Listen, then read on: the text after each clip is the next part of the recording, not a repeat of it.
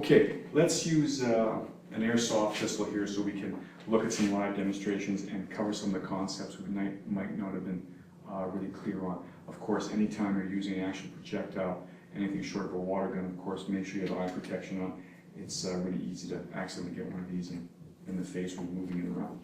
So this is a pump action single shot airsoft. It's quite realistic. It's a little higher feet per second than you want to start with. I think this one's about 300. It stings when it hits you at close range. It may be approaching breaking the skin, but it's not too bad. You want to try and get that, 50, 100 feet per second lower, and then they're really quite comfortable, but you know you're getting hit.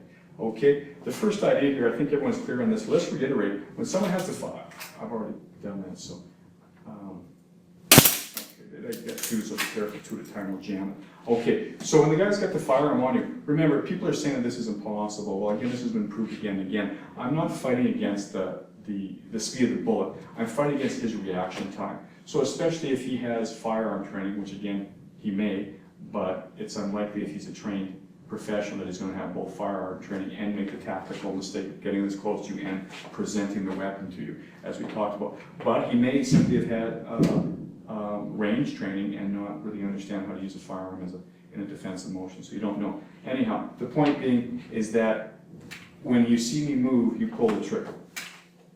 Okay, pull it. There you go. So you can see, you'll hear me yelp if I get hit by this. So again, he puts the weapon on me, and when he sees me move, he's going to fire. Okay? So just to reiterate here, the reason this is possible is not because we're fighting against the speed of the bullet. It's because he has to perceive my motion through his eyes, it has to register in his brain, and the signal has to travel over here, and then he has to pull the trigger. The farther I am away, the more difficult this becomes, okay? But it's still possible. Now, we're going to do this from a static position, which is, by the way, a great way to train, because if you make any mistakes here, he's going to pick up on them. If I make any preliminary motions, any wind-up, any flinching, he's going to see it. It's not particularly realistic like we talked about, because in the real world, two people don't stand here like statues. He's going to be talking to you, he's going to be ordering you around, you're going to be going, oh man. But you have a very good chance of stopping it. Now, once I'm beyond hand range at this static level, I get very little chance, right? I'm going to eat one.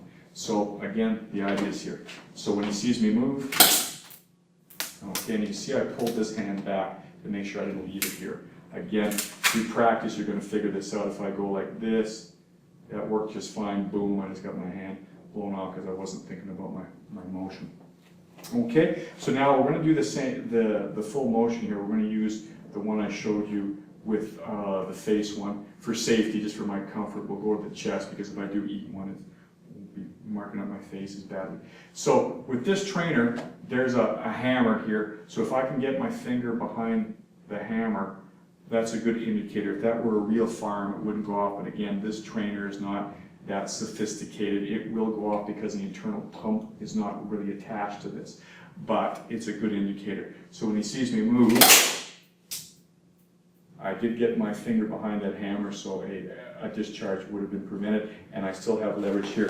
And I'm going to be careful when I yank this up, because again, this is partially metal and it's a lot harder on the hands.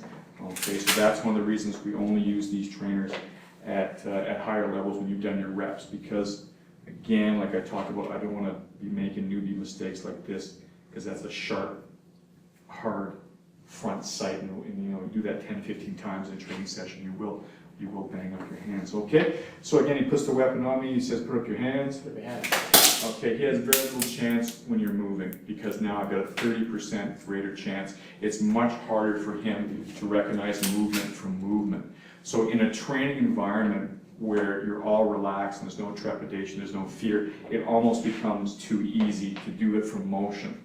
Okay, and you start getting a false sense of skill, because the fear and the trepidation isn't there. So to try and simulate that, you make it a lot more difficult by doing it from a static position.